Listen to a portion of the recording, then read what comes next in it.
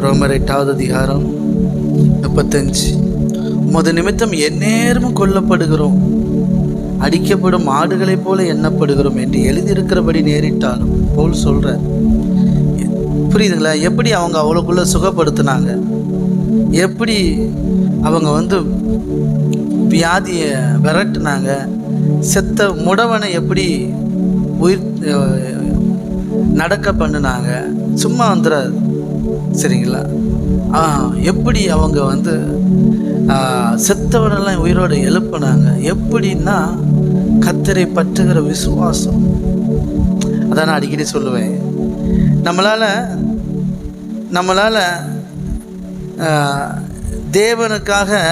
தேவனுக்கு பிரியமாக வாழ முடியுதுன்னா கரெக்டாக வளர்ந்துட்டுருக்குறோன்னு அர்த்தம். இப்போ நம்ம தேவனுக்கு பிரியமில்லாத காரியத்தை செய்கிறோம் இல்லையா? தேவன் சொல்கிறார் இதை செய்யாதான்னு சொல்கிறாப்புல. நமக்கு அதை செய்யாமல் இருக்க முடியலை. இப்போ நீங்கள் ஒரு இடத்துக்கு போகணுன்னு தோணுது, நீங்கள் தேவ சமூகத்துலேருந்து கேட்குறீங்க, கர்த்தர் வேண்டான்ற. சொந்த பந்தங்கள் உறவுகள் உங்களை அழைக்குது, ஃபோன் மேலே ஃபோனை போட்டு வா வா வாங்குது, கர்த்தர் வேண்டான்ட்டார். சரி, சந்தேகப்பட்டு மறுபடியும் கேட்குறீங்க, அப்பா போகலாமா போகக்கூடாதா? மறுபடியும் வேண்டான்னு சொல்கிறார். உங்களுக்கு ஒரு அடையாளம் வச்சுருப்பீங்க, ஆண்டவரோடு பேசுவீங்க, அப்பா சொல்கிறாரு வேண்டாம் அப்படின்ற. ஆனால் சொந்த பந்தங்கள் வா வா வா அப்படிங்குது. நம்மளுடைய இச்சையை அடக்க முடியாமல் போயிடும். போகணுன்னு ஒரு எண்ணம், ஒரு ஆசை வந்துட்டுன்னா அதை கண்ட்ரோல் பண்ணி அதை அமுக்கி அப்படியே போ, உள்ளே போ, இல்லை வெளியில் போ அப்படின்னு விரட்டாமல் அப்படியே ஒரு கட்டத்துக்கு மேலே சரிப்பா அந்த ஒரு தடவைப்பா அப்படின்ட்டு அப்படியே கிளம்பி போயிடும். புரியுதுங்களா? அதான் தான் சொல்ல வரேன். நம்மளால் இதையே அவருக்காக செய்ய முடியல. சொந்த பந்தம் எதுவும் நினச்சிருவாங்களோ, மனுஷன் ஏதோ நினச்சிருவானோ அப்படின்ட்டு. ஆனால் அங்கே போய் போன பிறகு தான் தெரியும், அங்கே பாசத்தோடு கூப்பிட்டாங்க, பயங்கரமாக கூப்பிட்டாங்க, ஆனால் கடைசியாக சண்டை போட்டு அனுப்பி விட்ருவாங்க. ஏண்டா போனோன்னு ஆகிப்பு. அதுக்கு பிறகு வருத்தப்படும். அப்போவே நீங்கள் சொன்னீங்கப்பா, நான் உங்கள் வார்த்தையை கேட்டிருக்கணும், கேட்காம போயிட்டேன் அப்படின்னு சொல்லுவோம். இந்த மாதிரி யோசிச்சு பாருங்கள், சின்ன சின்ன விஷயத்தை கூட நம்மளால் அவருக்காக கண்ட்ரோல் பண்ண முடியலன்னா பெரிய விஷயத்தை எப்படி கண்ட்ரோல் பண்ண முடியும்? புரியுங்களா? அனித்தியமான உலக பொருளில் நம்மளால் உண்மையாக இருக்க முடியலன்னா மெய்ப்பொருளை எப்படி தர முடியும்? யோசிங்க. புரியுதுங்களா? அப்போ நம்மளால் நம்ம செய்கிற சின்ன சின்ன தேவனுக்கு பிரியமில்லாத காரியங்கள், ரெண்டாவது தேவன் வேண்டான்னு சொன்ன காரியங்கள், தேவன் வெறுக்கிற காரியங்கள், பிரியமில்லாத விட்டுருங்க, தேவனுக்கு பிடிக்காது, வெறுப்பார். அப்படிப்பட்ட பாவத்தையும் நம்ம துணிகரமாக செய்கிறது, இல்லை கூச்சத்தோடு செய்கிறது, தயங்கி செய்கிறது, வேறு வழி இல்லாமல் செய்கிறது, எப்படியோ செஞ்சிட்டோம். சரிங்களா? யோசிச்சு பாருங்கள். அவர் வெறுக்கிற காரியங்கள். ஆமாம், என்ன பிரதர் அப்படி பிரதர் சொல்கிறத பார்த்தா ரொம்ப மோசமாக, உங்களுக்கு பார்வையில் நம்ம ஈஸியாக செய்கிற ஒரு பாவம் இருக்குது, அதை தேவன் ரொம்ப வெறுக்கிறார். நான் சொன்னால் நீங்கள் நம்பவே மாட்டீங்க. பாருங்கள், சொல்கிறேன். நீங்கள் நினைப்பீங்க பெரிய வேசித்தனம், விபச்சாரம், அதெல்லாம் இருக்குது.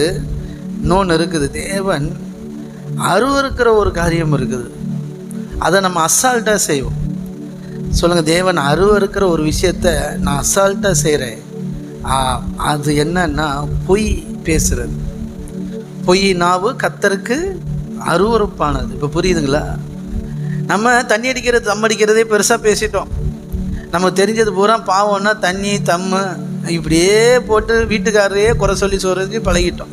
ஆனால் நம்ம வாயை திறந்தா அண்ட புழுகு ஆகாச புழுகும்பாங்க. அப்படி பொய், எதுக்கு எடுத்தாலும் பொய், உண்மையாகவே வாழ மாட்டோம்.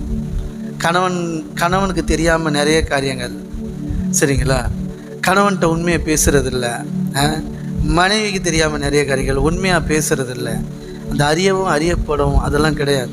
அன்பில் பரிசுத்தம் உள்ளவர்கள் குற்றமற்றவர்களாக இருக்கார்.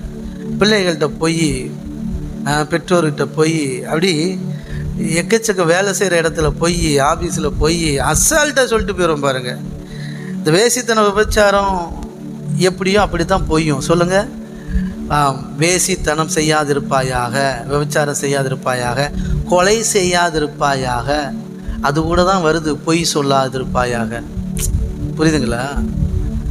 கொலை செய்கிறது தான் பெரிய பாவம் நம்ம நினச்சிட்ருக்குறோம். பொய் சொல்கிறதும் பெரிய பாவம். சரிங்களா? ஆமாம். ஆனால் அசால்ட்டாக சொல்லிடுவோம் பாருங்கள். இதில் இருக்கிற எல்லாருமே ஈஸியாக செய்கிற பெரிய பாவம் அதுதான். அப்போ நமக்காக தேவனை நம்பி வைராக்கியமாக பொய் சொல்லாமல் உண்மையே பேசுகிறதுக்கே நம்மளால் முடியலை. நம்ம மானம், ரோசம், சூடு, சொரணை, வெக்கம், அவமானத்தெல்லாம் பார்க்குறோம். சரிங்களா? அதெல்லாம் பார்த்து நம்ம ஒரு பொருள் வாங்கினா கூட, ஒரு சமையல் பண்ணால் கூட பக்கத்து வீட்டுக்காரன் கேட்டான்னா கண்ணு போட்டுருவான், வயிற்ற வலிச்சிரும். அப்படிலாம் நினச்சிட்டு உள்ளதை சொல்ல மாட்டோம், சுற்றி வளைச்சி பேசுவோம். எங்கே நம்ம இன்றைக்கி கறி சாப்பாடு வச்சுட்டோம்னாலே யாது கறி எப்படி என்ன யாராவது கேட்பாங்க சொந்தக்காரங்க. அதுக்கு பயந்தே அப்படி பண்ணிடுவோம். சரிங்களா? அதனால் பாருங்கள், உள்ளதை உள்ளதென்றும் இல்லதை இல்லதென்றும் சொல்லணும். இந்த விஷயத்திலேயே நம்ம தேவனுக்கு பிரியமாக வாழ முடியலன்னா பொய் சொல்கிறது. அப்போ யோசிச்சு பாருங்கள், உயிரே எப்படி கொடுப்போம்? புரியுதுங்களா? அப்போது இதிலெல்லாம் கர்த்தர் நம்மளை உருவாக்கிட்டு இருக்கிறாங்க. இப்படி வளரும்போது இங்கே கர்த்தருக்காக வைராக்கியமாக நிற்கிற அளவுக்கு அவரை பற்றுகிற விசுவாசம் உங்களுக்குள்ளே வந்துடும். பேதுரு முடவனை எழுப்பினார். அப்போஸ்தலர் பவுல் செத்தவனை எழுப்பினார், முடவனை எழுப்பினார். பேதுரு செத்தவங்களை தலித்தா என்ன பேர் இந்த அம்மா, அந்த தபித்தாலா பாருங்கள், செத்தவங்களை எழுப்புனாங்க. அப்படின்னா சாதாரணமாக இல்லை, அவங்க அவரை பற்றுகிற விசுவாசத்தில் அப்படி நின்றாங்க.